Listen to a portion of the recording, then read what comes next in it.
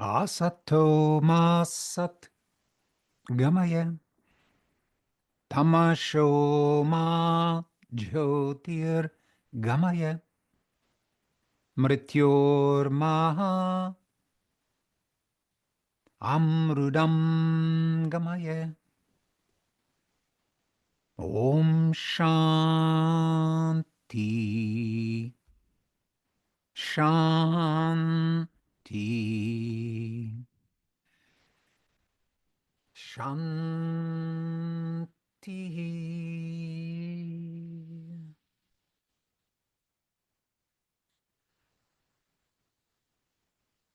Be here now. If you haven't had an opportunity to read Dr. Richard Albert, aka Baba Ramdas, a very special person in my life and someone who very much influenced me as I was early on in my spiritual journey in New York City and had many occasions to interact and to hang out with him and his friends. And so he wrote a book called Be Here Now. If you get a chance, look at it. It would be a good thing to purchase because it's kind of a classic. What is Be Here Now?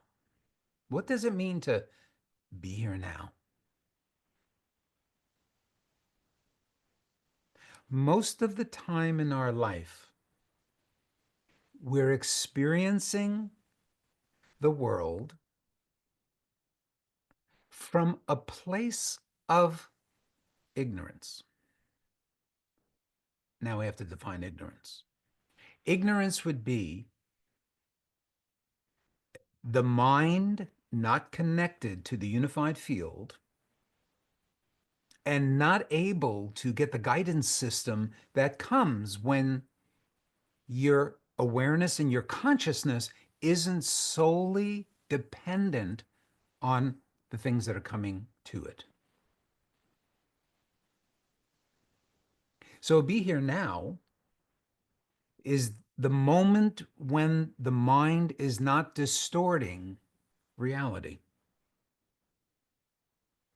When whatever it is that we're experiencing at whatever level, but when we're experiencing something, either we're fully present to it. It is what's happening, and we're receiving in that moment. So when we use the term be here now, Patanjali talks about it as chit vritti nirod. When the mind is completely waveless, so whatever is received from the mind, it has the ability, according to its training, but it has the ability to experience it as fully as possible for what it actually is. So it's a receiving posture, which is how the mind is actually, how it functions, how it was designed, but how it evolved, certainly. The mind is designed to take information that's coming into it. If it's sensual information, the physical body receives that information and it's transmuted energetically to the mental field.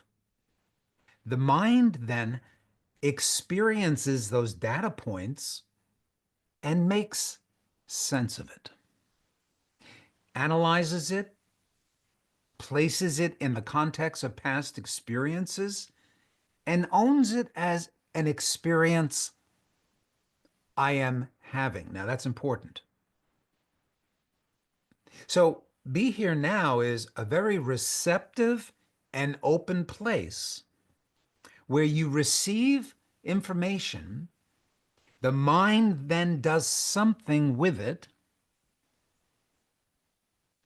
and again, according to the training of the mind and according to how many filters might be distorting the data as it comes through you, but let's say there's no distortion. Well, then in that moment, we're open and available to what we're experiencing. Physical experience, energetic experience, and oh my goodness, the mental experience, because that's where things can get really screwed up.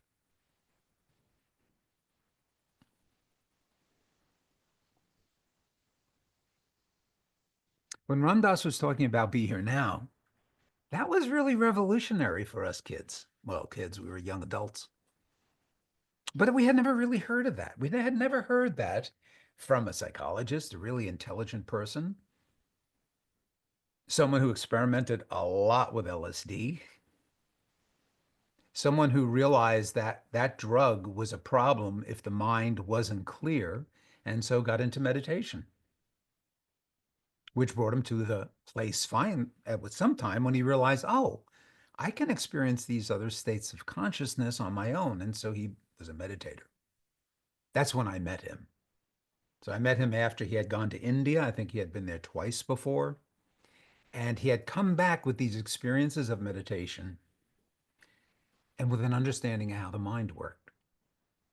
So he was very attracted to my guru, Swami Satchidananda, because Raja Yoga was really the foundation teaching of the Integral Yoga Institute and of that amazing individual. So Be Here Now took on a new dimension when we understood that the mind receives information and it does something with it. It's designed to do that. The mind allows us to experience whatever it is that's in front of us. Ha. Let's go to the untrained mind now. It will be very infrequent for the average person who hasn't trained their mind to be in that waveless state. It's very difficult. It can still be done, and it is. It's an experience others can have, whether they're yogis and meditators or not, but it's hit and miss. It's random. And usually the experience becomes very closely associated with that feeling you get when you're just present to something. You're not thinking it. You're fully present, feeling it. For the untrained mind, in that moment, there's a vulnerability. Because to experience the moment, we have to be open and available to whatever it is that moment's going to give us as an experience. If it's a sad experience, be here now. We're sitting in the field energetically of sadness. The physical body has an experience of sadness. The energetic body, there's an energetic texture to sadness.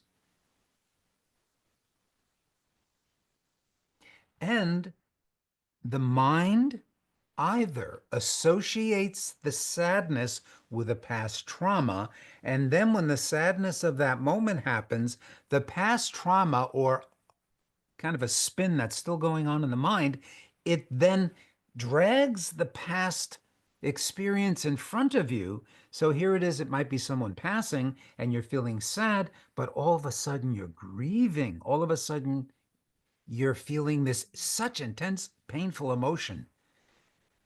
And you just want to get out of it. It's too painful and you don't know how to deal with it. So for the untrained mind, being in the moment is such a vulnerability that one has to really practice and strengthen themselves to be fully present to any experience that comes in.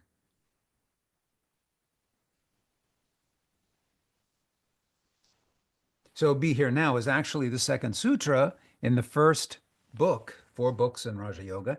The second sutra, Yogash Chitvritti Nirodha, that the waveless mind has the capacity to not distort too much the reality in front of it. So to be as closely synchronized with whatever's going on in front of you. So the question becomes, how are we at vulnerability? Are you okay, for example, in not knowing what's next? You know, you get that that announcement that there's going to be some job cuts and your position is going to be terminated? Are you open and available to that information without dragging in fear or dragging in negative thoughts about why it happened, maybe shaming yourself? Are you okay with just being face to face with what's going to happen next and not knowing what's going to happen next? So be here now is a very, very um, difficult state if you don't train your mind. So let's talk about that. What do we have to do? I'll tell you a story about that. So Zoom changed all of its settings and its ways that you get connected. I think that's one of the reasons why a few people I heard are having problems getting on. That was my experience. And so I wasn't able to get this together. And in the process of trying to get it together, I deleted the event, which meant right now, none of us would have the opportunity to hang out with each other. Now, what was interesting was I had to sit back and go, well, I guess I'm not supposed to do it tonight. That was my first thought. Oh, okay. And I yelled out to Rada, I think I ruined the evening in terms of, so it means we're free. Because in that moment, now that wasn't the old me, so I can tell you all kinds of stories from years ago where that would have set off all kinds of adrenaline rushes and trying to figure it out and all of this stuff. But the moment presented itself. You just deleted the event. Okay. So I was with that moment. In that moment, I felt, well, that's a drag because people are going to try to go to it and they're not going to be able to get on. Okay. It's going to cause some confusion. Ah, that's a drag. Being in the moment is the most powerful thing we can do because being in the moment means you're not superimposing what you want to have happen on the situation. You're willing to just be present to it. Now, that means a couple of things. So let's go over those. First of all, there can be no mistakes in my universe. Everything that happens has purpose and meaning. Now, when I say there's no mistakes, that does not mean that through the course of the day, many things don't go according to my plan. But that's not the mistake. The mistake would be in being so identified with my plan that I become my plan. So I literally empower the plans of the day as being me. So if the plan works and things happen according to the plan, Gary feels good. I'm in the moment. Be here now. But if something happens and the plan doesn't go according to my calculations and my intentions, well, then all of a sudden, Gary, who has identified himself as the person in the plan, so there's not much space between who I am and the plan in my mind. Then when the plan doesn't go accordingly, I'm going to be upset. Wow, that's powerful. So being here now is open and available to whatever it is we're experiencing. So there can be no mistakes. Now that's ideal. I'm not able to hold that state of consciousness continuously. However, I know what happens when I'm not in the moment. I know what happens when my expectations and my desires, and possibly even my need to distract from something that's uncomfortable, maybe even painful. In that moment, I don't want to sit with the discomfort or the pain of that moment, of realizing my plans aren't working. Oh, look at that. I'm disappointed. This is an interesting feeling. And so you have to, okay, disappointment, be here now. So be with your disappointment. But to be with your disappointment, I have to be able to disassociate myself because I just took some super glue and glued myself onto my plan. And then the plan's not working. So guess what? I'm not working because I'm super glued to it. Amaram hum, madaram hum, om, hrim, nama, hari om, tat sad, om shanti, om shanti. Whatever you do to get that kind of glue and stuck to the event. So for a Raja Yogi, here's the foundation that leads to the desire to train the mind so the mind can stay present and receptive to whatever is placed in front of it. Everything has purpose and meaning. There's no mistakes. There's two distinct ways that I can experience my life. I can experience it as the experiencer, or I can experience my life enmeshed in the experience. Good things happen, Gary feels good. Things happen I don't want to happen, Gary gets upset.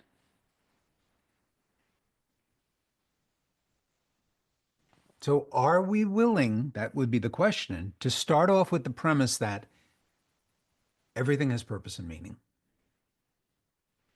Because then you begin to realize how important it is to keep your mind clear. So every time something comes into that mind, you can be aware and present to it.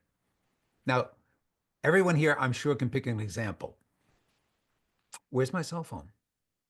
Huh, where's my cell phone? What did I do with my cell phone? How come I put that cell phone down and I wasn't present? I was somewhere else. So now I've got to rewind and back up all my steps all the way down into the car in the garage. And there it is, where I left it. Now, if my mind is clear, that can happen quickly. It seldom happens quickly. Be here now. So part of my practice is whatever I'm doing, please pay attention. Just notice what I'm doing. Oh, I'm putting the cell phone down with Radha's cell phone on top of the computers on the desk. Okay. And then Radha will say, where's my cell phone? And I can say, on the computer with mine on the desk. All right. So be here now is being fully present. That's another way of saying that. To be conscious and aware of what's happening around you. But that's not enough. How do we experience something that is, I mean, there's a lot of things right now, speaking to yogis, there's a lot of things happening in the world right now that are absolutely troublesome, and they seem to be really dark. So how do I hold the kind of violence that's happening to people who it shouldn't be happening to people being manipulated in ways that are not the best for them? How do I feel that? How am I present to the injustice and not become the injustice? How do I experience the sadness of the moment and not get mixed and spin in that sadness? So be here now is the mind fully open and available to every experience so it can own the experience, it can analyze the components of it, put it into relationship to things that have happened in the past, and then act according to the parameters of that experience. That's exactly what yoga is about. That's if it's working. So what happens when it doesn't work? So there's three possibilities. You can have be here now, but you need a calm mind. So for most people, it's not be here now, it's be here back then. And so the moment isn't be here now, it's be here back then. You think you're in the moment, and you are, but what you've done is you've dragged back then, and now that becomes the filters through which we see the moment. So be here now and be there back then. Now, that's troublesome, but there's another one. So you can be here now, or you can be back there, or you can be here later. I don't want to be here right now. I want to be here later. So I'm going to take something in my fantasy world and I'm going to drag it here and I'm going to be here later. Are we all having fun? It happens to all of us. So I hope I'm saying it clear enough so you can go, oh yeah, I know that one.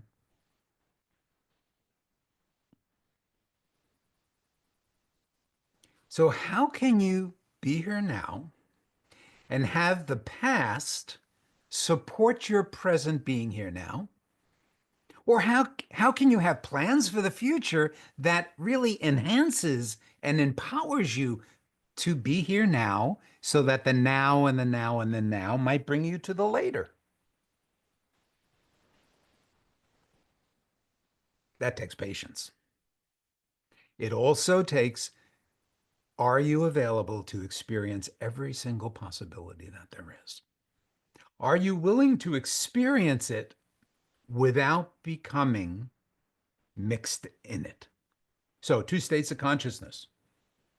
One of them is the waveless state where you're connected to the unified field. And in the moment that I literally deleted this event on Zoom, I just deleted it. I didn't know. There were two of them. And I thought, why are there two of them? I just want one. So let me get rid of this one. It deleted both. Now, I'll tell you, typically, that could have immediately started some heavy breathing, some short and shallow CO2 levels up, racing around thinking, what can I do? My mind wanted to go there. So my mind made a conclusion at the moment that I realized I deleted it and I couldn't start the program tonight, just a half hour ago. This all happened. And so my mind immediately said this, it's a problem. And then I watched myself getting caught in the fact that this is a problem, and I started to become the problem. I could feel my breath wanting to take shorter breaths. Now, I'm thankful for the training because catching that one, it was, oh, I guess I'm not supposed to be on tonight. Hey, I'm free. I'm not going to fight the universe. So the waves stayed. And then I thought, well, but that's not fair to everyone else. So my be here now, my critical thinking thought, well, okay, you get a free night, but everyone's going to wonder what happened to you. Maybe you died or something, then they're going to worry. So that's not right. So let's see if I can fix it. Now, I am not a computer nerd, and it's a miracle I get these things done. But I went into it and I found out you can recover it because they send you an email when you delete it and say, are you sure you want to do this? Would you like to recover it? I know if I wasn't clear, I would have never gone to my emails. Chit for it in the road. You gotta love it. All right. So every moment, if you this works really well. Be here now or realize you're being in the past. And so this moment is being experienced a second time. And you've managed to take the past and put those filters in front of you so you experience the moment, not with a waveless mind, but with a mind experiencing the past. Now, what happens if the past was pleasurable? This could be a painful moment. You'll make it pleasurable. You know, people who always try to make it a good thing. It's always, this is the way, God wants it. There's a purpose for this. Don't suffer. It's all okay. I mean, we don't understand. We're not that smart. So, we have to just kind of take it. What? And then there's a person who will experience things. And because the experience of not knowing is tied into some very painful events that happened in your past, our past. When that comes in front of you, that creates a spin in the mind. Now, that's what we're looking for as meditators. This is the reason we're doing this work. This is why I want to share it with you. The mind functions in a very specific way. But there is the possibility through training to get the mind to be completely waveless so it can form itself around the experience without distorting it.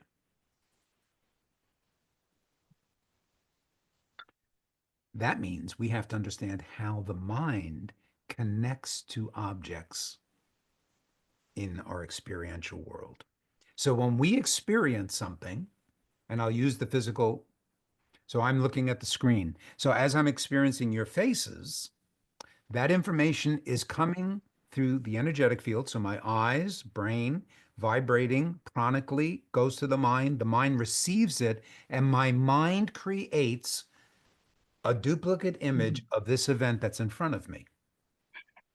So I'm not really experiencing what's in front of me. The mind will experience what's in front of it. In the moment that that experience takes place, it's transmitted and the mind makes sense of it. At that moment, there are five possibilities. From the moment the mind experiences something, there are five different waves that the mind uses to be present to the moment. That's what we're going to talk about next because that's important. So let's start with, though, close your eyes and find a comfortable seat. Begin to breathe slowly and deeply. So inhaling, and then when it's comfortable, pause for a few seconds, and then as slowly as possible, breathe out through the nose.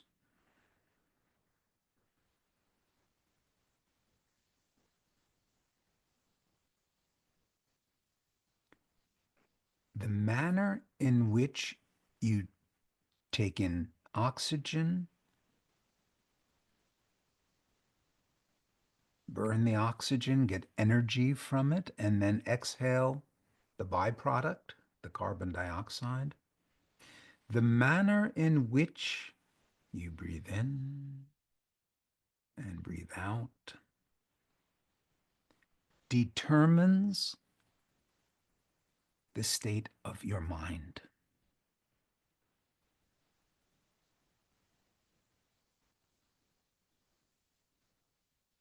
As soon as the mind is agitated energetically, it's transmitted to the brain, and the brain will send a signal to the proper places, the organs, the glands, the chemical production that will create a replica of whatever's in your mind.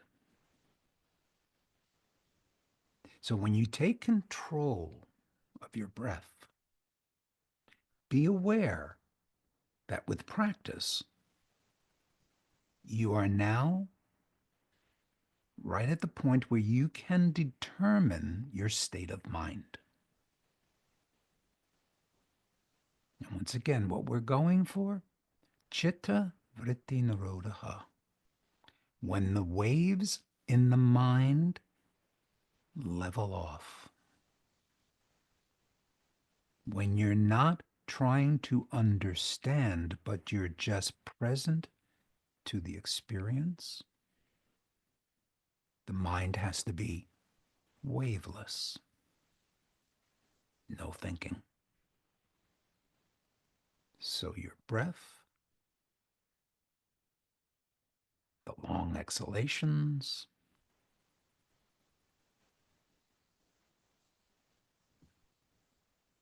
you begin to experience a chemical shift in your manamaya kosha, your physical body, vehicle.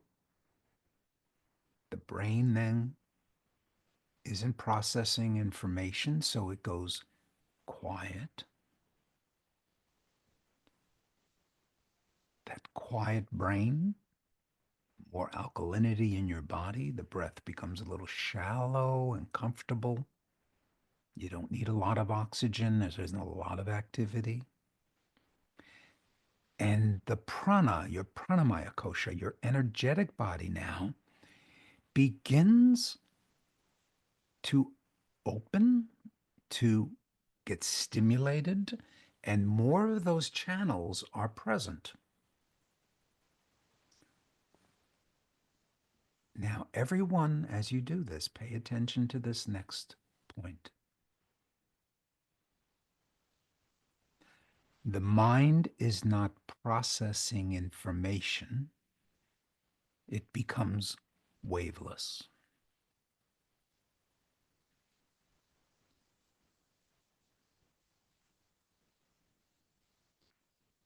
Be alert.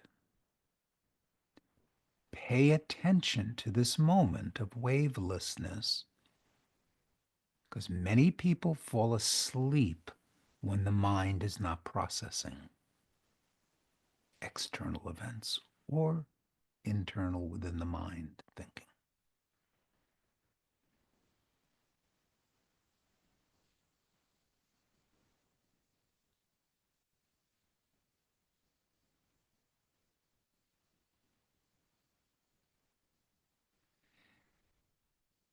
As the mind quiets, you are more aware. There is more of you, the conscious being,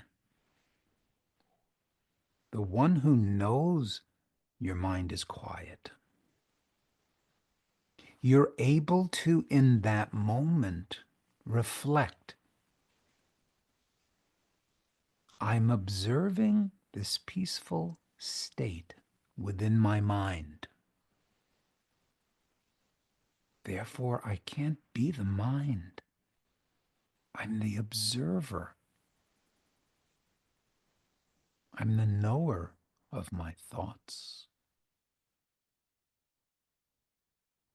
Notice that.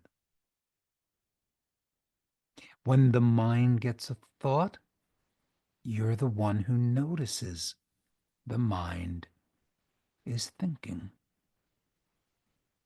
Because you, when the mind is clear, are more present.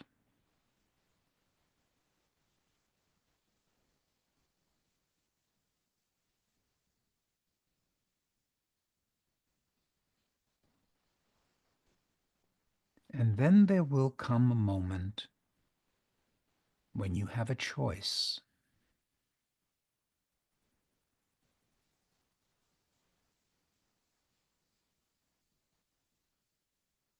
You can continue watching the breath, but you're already peaceful. You can begin to quiet the mind at a much more inclusive way.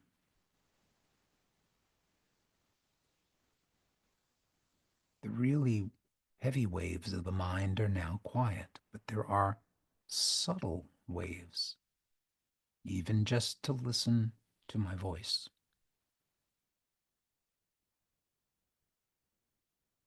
So you repeat a mantra. So hum, silently. So hum. So hum. And once again, you watch the wave in the mind. So hum. I am. So hum. You are now entering a more subtle vibrational field within the mental field, your mental vehicle.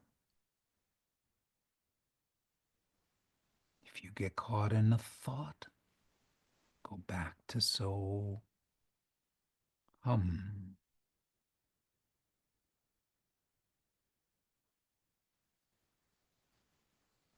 It's not an unconscious repetition, though. Pay attention, be alert. Your mind is repeating so hum, and you're watching.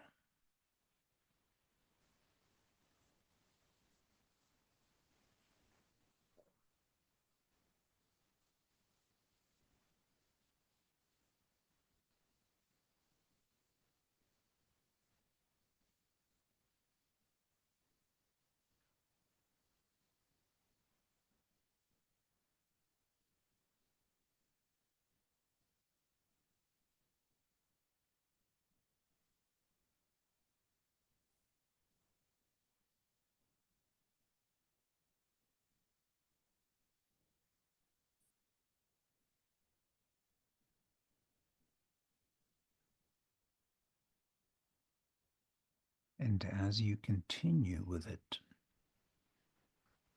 keep aware that there is you and there is the mind repeating the mantra, or there's you observing the breath.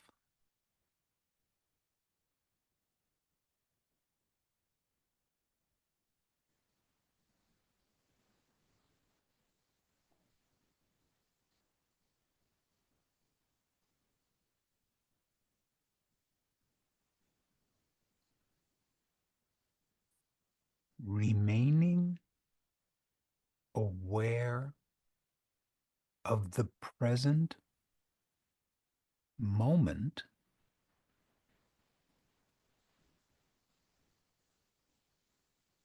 is the foundation of Be Here Now. You're doing it. The now so hum, and you observe it.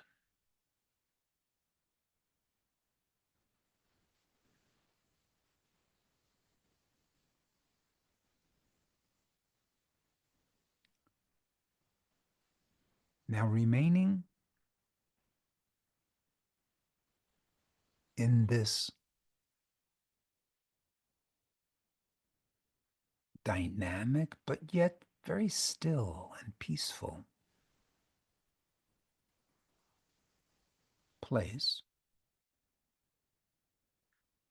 notice the condition of your mind.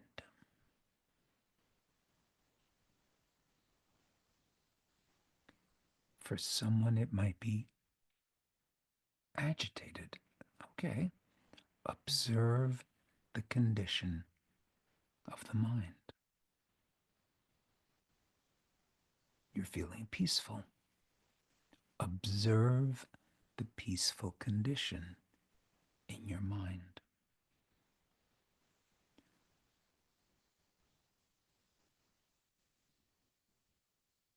Who am I?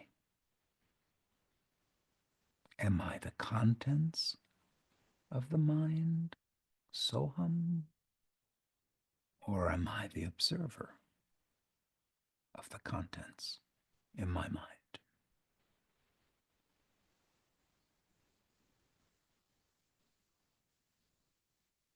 So we're going to return now slowly. So in a few moments, you'll open your eyes and reconnect to this outside world. The practice is to be aware as you enter into this physical dimension.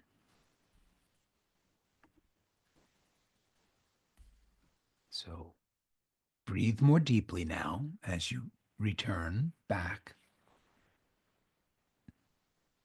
As you breathe deeply, feel your posture, your position on the chair or on the couch or the pillow. And when you're ready to open your eyes, before that, rub your hands very briskly and create some heat. When you feel the heat, cup the palms over your eyes. Your fingertips are in the hairline. And open the eyes with the palms over your eyes. Let the light in slowly. I'd like you to return back to the screen and notice what you're feeling.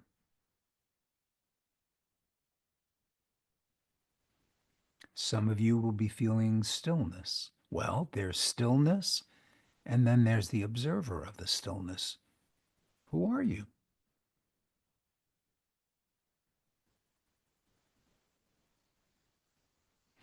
These are the moments where we practice be here now. So as we interact again with each other, so put your cameras back on so I can see you. So as we interact with each other, you have a choice. You can become the interaction. You can lose the position of the knower of your mind, and you can get so mixed in the contents of the mind that you lose yourself.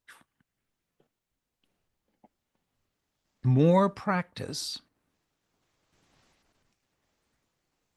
and the practice is whatever you do to create a stillness, a waveless mind, and stay aware, stay alert. Notice that there's the mind and there's you. Okay, here we go. Last part of this.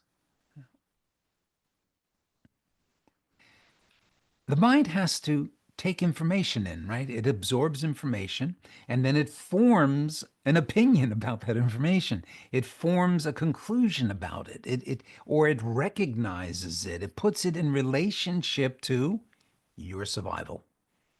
The mind is designed to take in information and allow you to navigate this ever-changing world. This is where the problem begins. So I think we're all okay with the fact that when to be here now means you have to be open and available to anything that's happening. Easy to say. It takes a lot of practice to be able to just be present. You know what the most difficult way to just be present? Do you think it's during pain or you think it's during pleasure? Right? Is it easier to be the observer when you're not suffering and you're just enjoying the moment and you're full and you're doing the things you want to do? Or is it easier to be the observer when you don't want to have the experience, when it's painful, when you don't like it? The painful ones are the best ones. That's where you really get the practice. Kind of unfortunately, now hopefully we evolve enough so the painful ones really become tinier and tinier. Yeah, they get so small that the pain is like, oh, something's wrong with me, or I'm not good enough, or I'm lonely, just kind of tinier things. But here's how the mind does it. So the mind connects to your experience because the mind has to take the information and you're experiencing. You're watching a sunset. That information comes in. The mind knows sunset if it's seen a sunset before. If you're from another galaxy, then the mind's going to say, oh, what's that? But let's say we're humans and this is our planet, so we have a unified experience. So when the sun comes up, there's a recognition. The mental field goes sunset, and part of you goes, oh, I'm experiencing sunset. That's a pretty easy one. Well, let's just say that the day before, when the sunset happened, your boat sank. Now the sun comes up. The memory will say sunset because the part of you that analyzes those things goes, okay, memory, what's that over there? It's round, it's a ball, it's coming up over the horizon. Yeah, sunset. Okay, sunset. But now it drags something else in, the pain and suffering that happened because something terrible happened to your boat the day before. So now the sunset isn't just you experiencing the mind, taking in what is, be here now. It changes. Now a past memory slides right in and the mind starts spinning. So you're no longer in the moment. You're no longer being here now. You're being then. Your moment is then. And so whatever happened back then influences your ability to do whatever it is you have to do in that moment. It may even blow the opportunity to enjoy a second sunset, sunrise, sunset, whatever which way. All right. So the mind connects to things 5 different ways. It's just the input. So the mind can do things. It has 5 different ways that it connects to our experiences. The first way I just mentioned, the filter that goes in front of you, you're not being here now. There's a filter, and that's memory. So parts of what is happening now gets colored and gets influenced by past. So you're not having a full, clear experience. The mind is spinning, and the spin is a memory. Painful memory, this moment, you feel pain. The person in front of you could be saying, "Ah, oh, you're such a wonderful person. I really love you." But in that moment, when it comes in, the memory of someone saying that in the past and then leaving you and the pain and the suffering that it caused, and so it's in front of you and it doesn't even hit you because your mind is spinning with pain from someone who you loved and left. And you miss the opportunity of experiencing being here now. So that's called Smriti Vritti. That's one of the waves of perception that you and I use every time we experience. Now, if you know you're the knower and you're not the mind, and you're present, and someone says, I love you, and you see all of a sudden this memory come in, and the mind starts to spin, but you're the knower, and it's like, oh, wow, yeah, that was a past experience, but it's not now. And so you leave the be here then, and you become aware that the then was painful and now is what it is. So one of the ways we connect to the world around us, the wave of perception, is memory. Now let's jump to the good one. So one of the 5 waves, accurate perception. What's in front of us? We experience it. We don't distort it. We don't change it. We just have the experience of what it is. So accurate perception actually would be the what Ram Dass called the be here now. So we've got memory, then we've got accurate perception. Now, if we've got accurate perception, there's got to be a inaccurate perception. This is troublesome. I hear Radha say something. I think I heard it. Or I say something to her, and I think she heard it. And what she said to me, it could have been, would you start cutting up the green beans for dinner, Gary? And I heard, wow, we need string beans. So I jump in the car, I drive all the way down to Ganges, I buy the string beans, I come back, and she goes, where were you? And I go, well, you told me to go get the string beans. She goes, no, I said they're in the fridge. I've been waiting for you. The dinner's late now. Inaccurate perception. Radha said one thing, and by the time it reached my mind distorted it and made it something else. Memory, accurate perception. I like accurate perception. Memory can be fun, though. I mean, the proper use of these waves, you can get good at it. But anyway, memory, accurate perception, inaccurate perception. There we go. You see something not for what it is. You see it and it's not clear, and you make a conclusion that's not based on fact.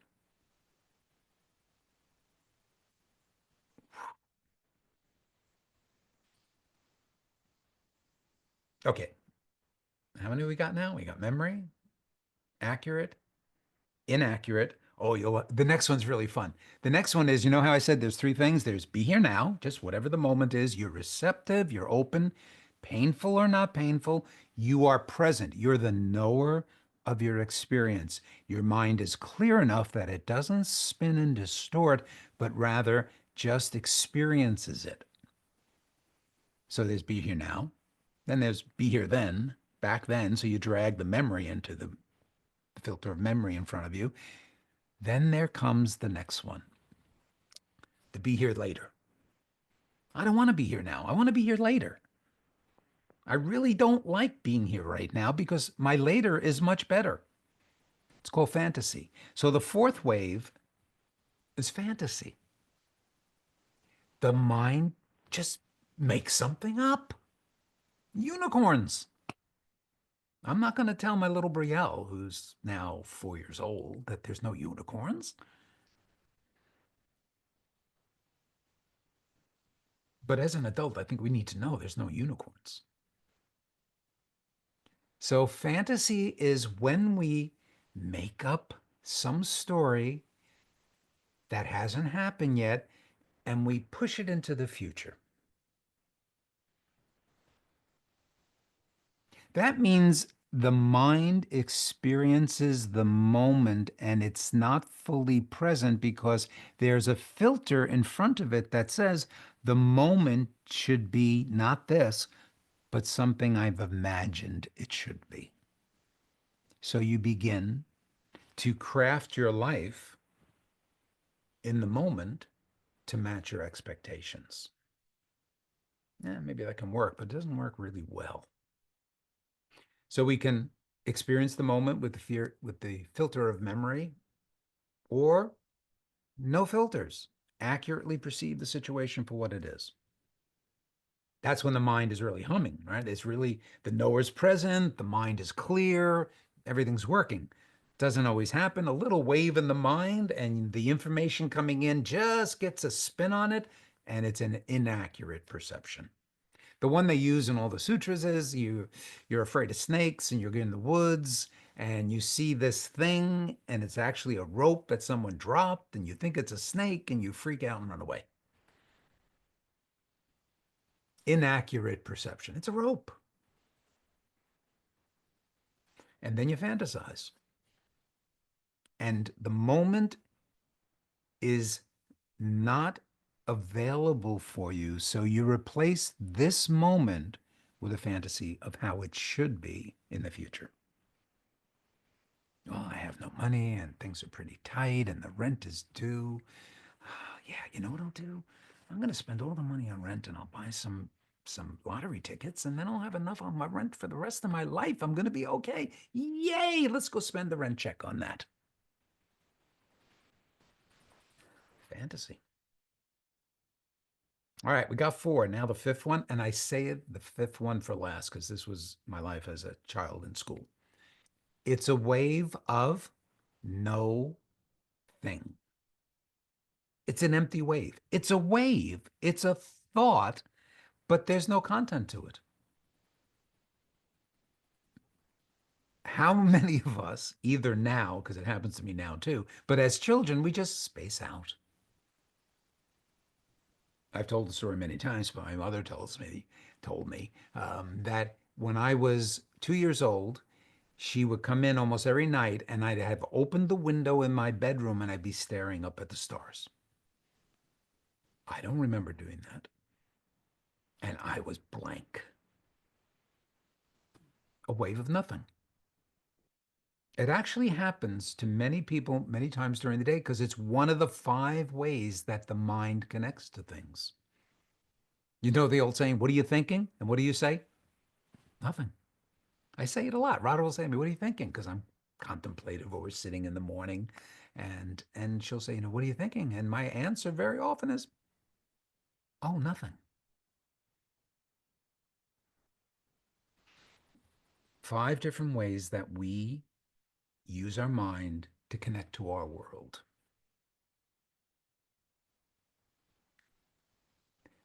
Yoga is about being in synchronicity with each moment, with knowing exactly, just intuiting how to be with the moment so that there's harmony and that you survive and you are able to live your life in a flow. Now, just imagine if it was possible. It is not, so this is a fantasy. But imagine if everyone was connected to the unified field and was operating from a place where their heart was open, where their mind was clear, where their intention was to be of service to others. And you could tell whenever you started to get upset or your mind started spinning, you would be evolved enough to notice you're upset, to realize what exactly is happening. And as you observe your mind spinning, you've reached a state of consciousness where you, the knower, in the moment, be here now, that knower that we are, is able to handle whatever is going on in our life. Painful, not painful, pleasurable, not pleasurable, challenging, difficult, hurtful, but whatever this is, we remain the observer of it, and we sit in a place that is always present and available to the moment. We don't think, the mind thinks. We don't feel. We're the knower of a body feeling things.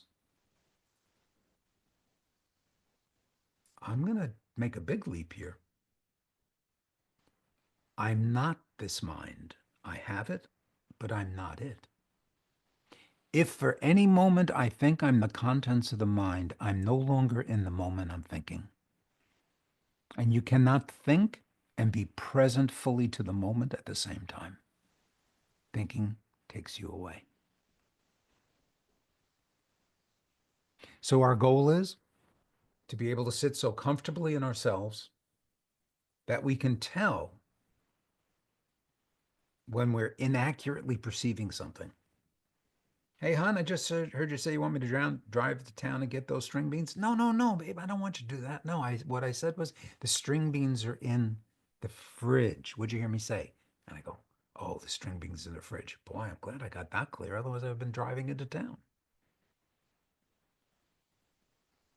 Or when I'm experiencing a little doggy that just happened who got hurt. Not our doggy, but I heard of one that got hurt. And I felt so badly. We're actually away for a couple of days in Victoria, and we're going for a walk with the dogs. I was alone with the two dogs, and this dog, Stray, with no collar, cutest little dog, came up to me. I felt so bad for it, and I couldn't do anything because it didn't have any collar, and it ran away. I felt so bad. However, that was a feeling, and I observed the feeling. It didn't trigger feelings like that then my mind started spinning and I felt terrible for the next hour or so. Being here now is the opportunity to remain who we are in each moment, to be fully present, to open our hearts, to open our minds, to live in community and relationship with others. You can't think that fast to accomplish it. It's only when the mind is clear. It is only when you're present and the mind is clear, so that whatever experience you have, you don't get enmeshed in it. Rather, you're free and your mind and your body is having an experience. So let's close our eyes. We're going over a little bit, but let's end with a meditation. Go into your breath. And I'd like you to reflect on something. I have a mind. I'm not the mind. I have thoughts. but they are not who I am. I have painful memories that I can observe and not get lost in.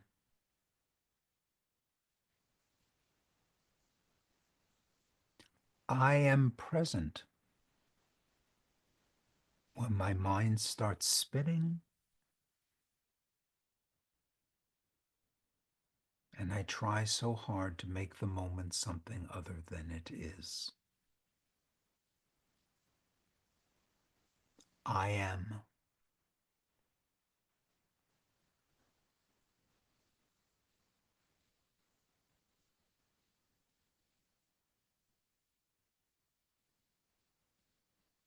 When the mind is waveless, the I am is fully present. It takes practice to notice something so subtle that the mind isn't even able to know what it is.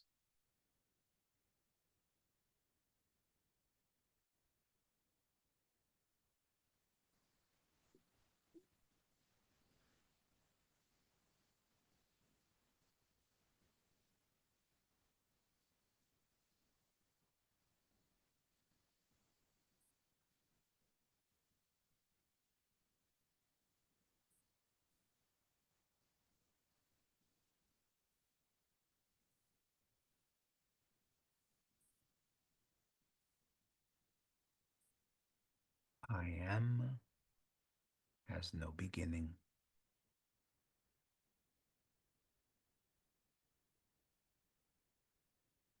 I am does not think.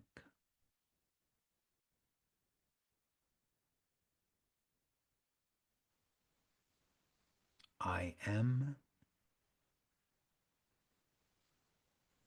is the consciousness that activates the mind and our body so that it connects in this ever changing physical reality,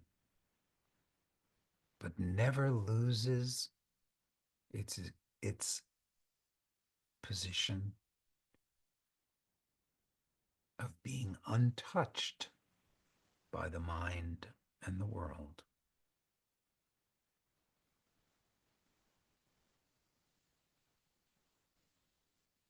That is who I am. So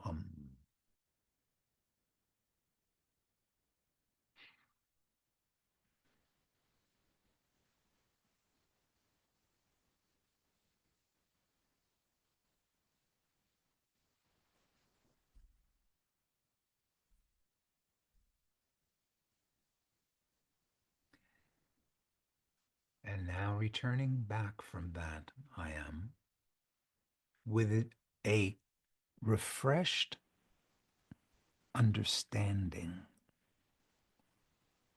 that you have a mind